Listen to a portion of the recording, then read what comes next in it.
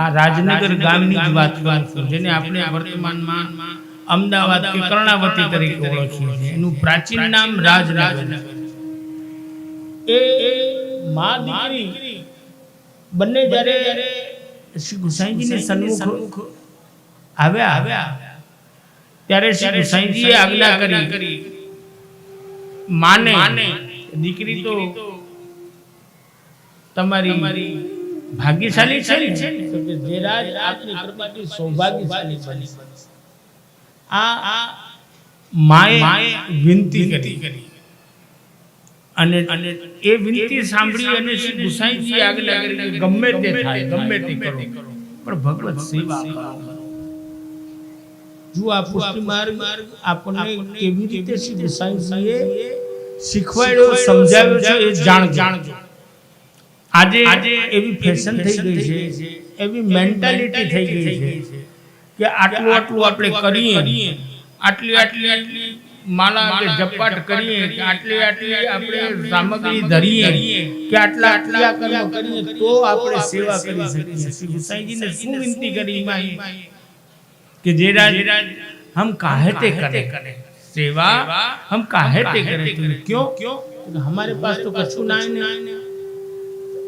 तो श्री गुसाईजीए શું વાલ કરીને સમજાવ્યું કે क्यों कछु ना है, घर में कछु दाल भाती नहीं करते हो का, तो सो तो करते है, तो वो धरो. अच्छो वो धरेंगे, फिर वस्त्र को कहा तो कि कछु कपड़ा वपड़ा नहीं पहनो, तो पहने तो साड़ी लो ना, तो वहां में से पहले एक हाथ की साड़ी अलग करके वो ठाकुर जी के वस्त्र कर लो. फिर दाल भात तो धरेंगे, फिर मंगल भोग में और बंटा में और उत्थापन में या में काय धरेंगे. ए माना हृदयनी व्यथा थी कि હું ઠાકુરજી પધરાવું, પણ મારાથી કઈ નહીં બને તો આપને પરિશ્રમ થશે. श्री गुसाईजी केवी सुंदर आज्ञा करी. अरे भैया काय को चिंता करे, कछु ना बने तो घर में बाजरी तो है ना, सो तो है, तो वहां में तो एक दो मुट्ठी बाजरी लेकर के और भिगो दिया करो, और वहां में तनिक ठाकुर जी को धर दिया करो.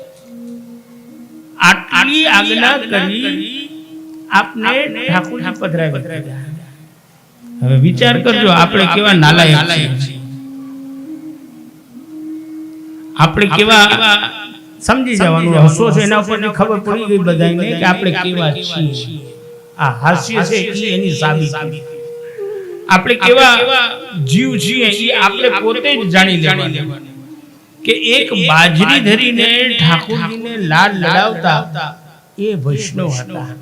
અને આજે આપણે એટલા સાધન સંપન્ન હોવા છતાં એક મિશ્રી પણ ઠાકોરજીને અરોગાવી નથી શકતા, કે ઠાકોરજીને નથી ધરતા.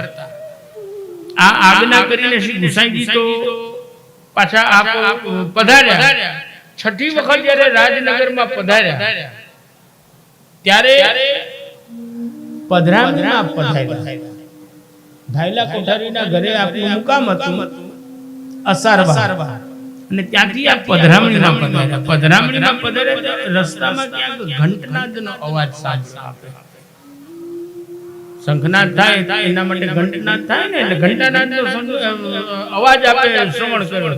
એટલે સાથે આવેલા વૈષ્ણવને પૂછ્યું કે કહા યહાં ये आवाज कहीं की आ रही है, तो कि जेराज यहाँ वैष्णव विराज. कौन है, तो कि माँ बेटी है, तो कि चलो वहां उनके घर चलो. आप तो બધા વૈષ્ણવને લઈને પધાર્યા. માને પૂછ્યું કે કहा समय है, तो કે राज उत्थापन भोग करे. आप भीतर જઈને દર્શન કરે તો ઠાકોરજી બંને સિંહસ્થથી બાજરીના દાણા લઈ અને આપ અરોગતા.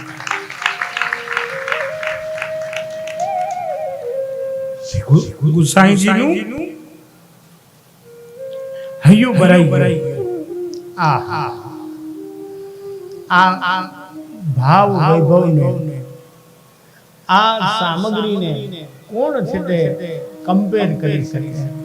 આની દિનતા અને આનો ભાવ તો તરત પોતે બહાર પધારી અને ડોકરીબાઈને એ માજીને કીધું कि भोग सरे न, जब उत्थापन को भोग सरे समय हो तब वो महाप्रसाद मुको दीजो।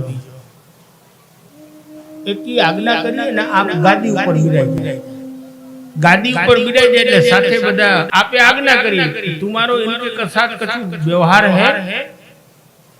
श्री गोसाई जी जानता था एक ना हृदयनी हकीकत आप अंतर्यामी होઈને જાણતા છતાં જીવને જણાવવા માટે આપે પ્રશ્ન કર્યો कि इनके साथ तुम्हारो कछु या माँ बेटी के संग व्यवहार है। वैष्णव ना पड़े कि नहीं, हमारो तो इनके साथ कछु व्यवहार नहीं है। એટલી વારમાં ઉત્થાપન ભોગ સર્યા અને એ માં એ બાજરીના દાણાની કટોરી પ્રસાદી ભોગની લઈને શ્રી ગુસાઈજીને શ્રીયસમાં દીધી। ગુસાઈજીએ એમાંથી બાજરીના ટૂક આપ સ્વહસ્તે હરોઈ ગયા। બધા વૈષ્ણવ જે સાથે હતા એ જોતા રહી ગયા। ઓહો, જેની સાથે ગુસાઈજી આજ્ઞા કરી કે તમારો નહીં હોય તો કોઈ બાત નહીં, हमारो तो है। આ જીવને આપે બતાવ્યું નથી તમારી સાધન સંપત્તિ કે કોઈ પણ વસ્તુની ઠાકોરજીને ગરજ કે પરવા। કિમ આસનમ તે ગરુડાસનાય, જેનું આસન ગરુડ જેવું છે એને તમે શું આપી શકો?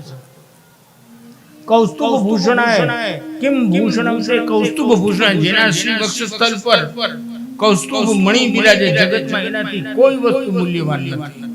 આખું બ્રહ્માંડ તમે કદાચ એની તોલમાં રાખો ને તો એનું પલ્લું છે તે ઊંચું ન થાય, એટલો કિંમતી કૌસ્તુભ મણિ છે।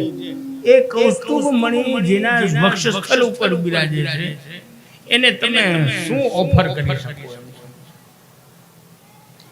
આ એ દિવ્ય પ્રેમનો આપણને માર્ગ ઠાકોરજીનો શ્રી ગુસાઈજીએ અને શ્રી મહાપ્રભુજીએ કૃપા કરી અને આપણને ઠાकुरजी पधरा दिया कि ये मैं तो हूँ मेरो सर्वस्व।